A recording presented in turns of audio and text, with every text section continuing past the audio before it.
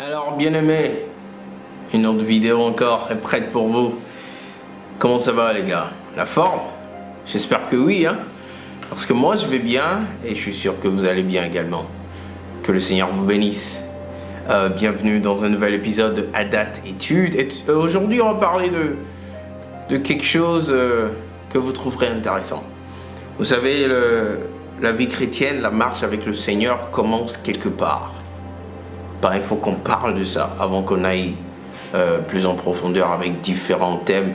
Il faut qu'on parle de comment la marche d'un chrétien commence en bonne et due forme.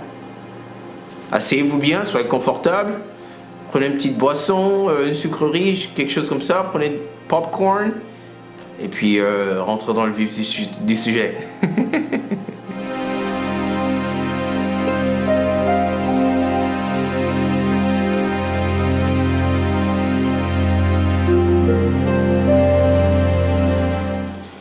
Bienvenue encore une fois dans un nouvel épisode de Adat Études, comme je le disais tantôt. Mon nom est Jean-Pierre Adjodi, donc je prends plaisir à être avec vous chaque semaine. Par la grâce de Dieu, en tout cas on essaie d'être avec vous très souvent pour essayer de partager la parole de l'Éternel avec vous, parce que c'est la chose la plus importante. On a reçu la commission du Seigneur qui dit de prêcher la bonne nouvelle partout, de faire des disciples de Christ, n'est-ce pas? Et donc aujourd'hui nous parlons de la nouvelle naissance. C'est ça notre thème aujourd'hui, la nouvelle naissance. Très important, c'est par là que tout commence. C'est par là que la marche du chrétien en bonne et due forme commence. Alors quand on parle de la nouvelle naissance, il faut savoir que c'est quelque chose qu'il faut bien comprendre pour ne pas être confus de quoi que ce soit. Et nous allons entrer dans la parole de l'Éternel, nous allons lire la Bible, parce que c'est notre seule référence, comme j'aime le dire, et nous allons voir ce qu'il en est. Et tout de suite, c'est-à-dire sans perdre plus de temps, nous allons entrer rapidement dans le verset qui va nous permettre de tout comprendre ensemble. Donc, nous tournons dans le livre de Jean, chapitre 3. Je suis sûr que vous savez déjà où je vais. Pour ceux qui le savent, c'est bien. Pour ceux qui ne le savent pas, vous allez aimer ça. C'est un verset qui est très populaire. Très populaire. C'est en fait Nicodème. Nicodème, en fait, pour vous dire, c'est un dirigeant religieux en Israël dans le temps, qui était venu voir Jésus. Le soir où les gens n'étaient pas là, pour lui poser des questions parce qu'il y a des choses qu'il ne comprenait pas. Donc il voulait que Jésus lui explique certaines choses concernant la marche chrétienne. Alors nous lisons le chapitre 3, verset 1. Nous allons beaucoup lire un peu là, du verset 1 au verset 21. Alors on lit tout de suite, ok? Mais il y eut un homme d'entre les pharisiens nommé Nicodème, un chef des Juifs, ce que je disais tout à l'heure, qui vint lui auprès de Jésus de nuit et lui dit: Rabbi, nous savons que tu es un docteur venu de Dieu, car personne ne peut faire ces miracles que tu fais si Dieu n'est avec lui. Jésus lui répondit: en vérité, je te le dis, si un homme ne naît de nouveau, il ne peut voir le royaume de Dieu. Nicodème lui dit: comment un homme peut-il naître quand il est vieux? Peut-il rentrer dans le sein de sa mère et naître? Jésus répondit: en vérité, je te le dis, si un homme ne naît d'eau et d'esprit, il ne peut entrer dans le royaume de Dieu. Verset 6. Ce qui est né de la chair est chair, et ce qui est né de l'esprit est esprit. Ne t'étonne pas que je t'ai dit, il faut que vous naissiez de nouveau. Le vent souffle où il veut, et tu en entends le bruit, mais tu ne sais d'où il vient ni où il va. Il en est ainsi de tout homme qui est né de l'esprit. Nicodème lui dit: comment cela peut-il se faire? Verset 10.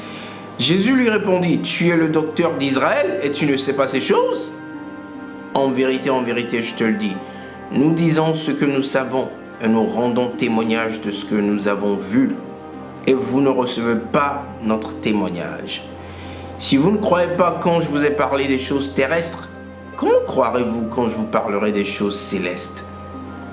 Personne n'est monté au ciel, si ce n'est celui qui est descendu du ciel, le Fils de l'homme qui est dans le ciel. Et comme Moïse éleva le serpent dans le désert, il faut de même que le Fils de l'homme soit élevé, afin que quiconque croit en lui ait la vie éternelle. Car Dieu a tant aimé le monde qu'il a donné son Fils unique, afin que quiconque croit en lui ne périsse point, mais qu'il ait la vie éternelle. Verset 17. Dieu, en effet, n'a pas envoyé son Fils dans le monde pour qu'il juge le monde, mais pour que le monde soit sauvé par lui. Celui qui croit en lui n'est point jugé, mais celui qui ne croit pas est déjà jugé, parce qu'il n'a pas cru au nom du Fils unique de Dieu. 19. Et ce jugement, c'est que la lumière étant venue dans le monde, les hommes ont préféré les ténèbres à la lumière, parce que leurs œuvres étaient mauvaises. Car quiconque fait le mal est la lumière et ne vient point à la lumière de peur que ses œuvres ne soient dévoilées. Dernier verset pour aujourd'hui, 21.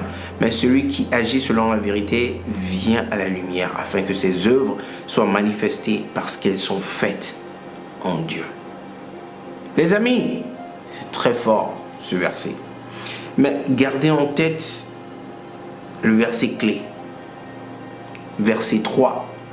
Jésus répondit, en vérité, je te le dis, si un homme ne naît de nouveau, il ne peut voir le royaume de Dieu. La marche chrétienne commence avec la nouvelle naissance. La nouvelle naissance, c'est de croire en Jésus, en ce qu'il a fait pour toi et pour moi à la croix, de le confesser, de tourner le dos à tes péchés, et d'inviter le Seigneur Jésus dans ta vie.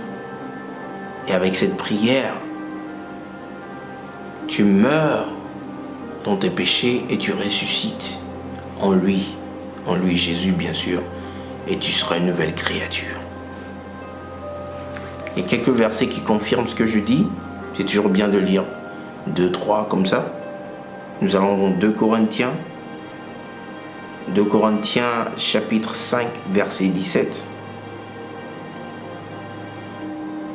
Si vous y êtes, c'est bien, on va lire ça ensemble. Si quelqu'un est en Christ, il est une nouvelle créature, bien-aimée. Les choses anciennes sont passées. Voici toutes choses sont devenues nouvelles. Il n'y a qu'en Christ qu'on est sauvé. Il n'y a qu'en Christ que la véritable marche chrétienne commence. C'est de là qu'on quitte le monde des ténèbres et on vient dans le monde de la lumière. Alors, bien-aimés, nous comprenons par cela que pour que nous soyons sauvés, pour que nous commençons à mener une vie selon le Seigneur, il faut que nous venons à lui. Pour venir à lui, nous faisons une prière et nous demandons pardon pour nos péchés et nous invitons le Seigneur à venir dans nos cœurs pour y faire son habitation. Et il le fait. Comment ?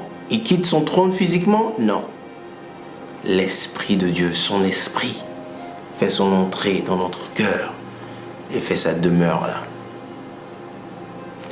Nous parlerons aussi de l'importance du Saint-Esprit, mais pour aujourd'hui, nous allons nous arrêter ici et j'aimerais finir par une prière. Au cas où toi, mon frère, ma soeur qui me regarde aujourd'hui, tu n'as pas encore fait cette prière, tu t'es pas encore en bonne et due forme confié au Seigneur pour commencer cette nouvelle marche, ben, je veux prier avec toi. Ce que j'aimerais que tu fasses, c'est que je prie et que tu répètes. Et nous finirons de prier et tu seras un des nôtres. Allez, on prie. Seigneur Jésus,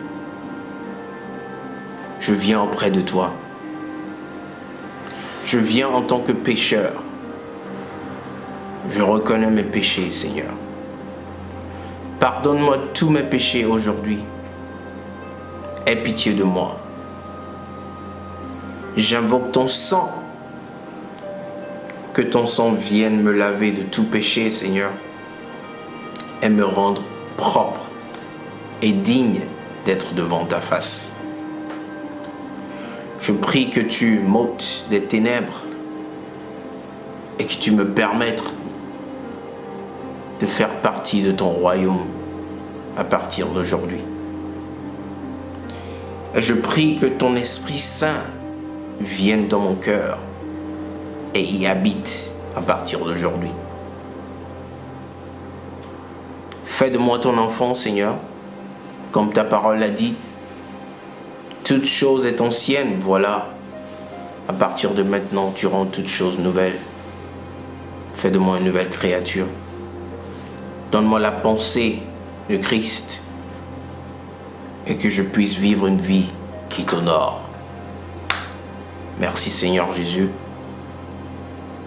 Dans le nom du Seigneur Jésus-Christ de Nazareth, j'ai prié. Amen.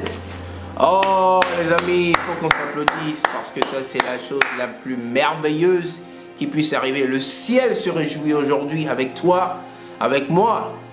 Quiconque qui a fait cette prière aujourd'hui, oui, parce que tu viens de passer des ténèbres à la lumière. Si tel est ton cas, laisse un commentaire, dis-nous si tu as fait cette prière avec nous et ce qui se passe avec toi. Nous aimons entendre les témoignages. Merci beaucoup les gars et n'oubliez pas de visiter notre site internet www.onenewmaninmessiah.com pour plus de vidéos, plus d'enseignements, plus de bonnes choses pour la marche chrétienne. Et ce fut un plaisir encore aujourd'hui et j'espère que vous avez été bénis aujourd'hui et j'ai hâte de vous retrouver encore dans un nouvel épisode de Adat Études. Mais pour maintenant, soyez bénis. Shalom.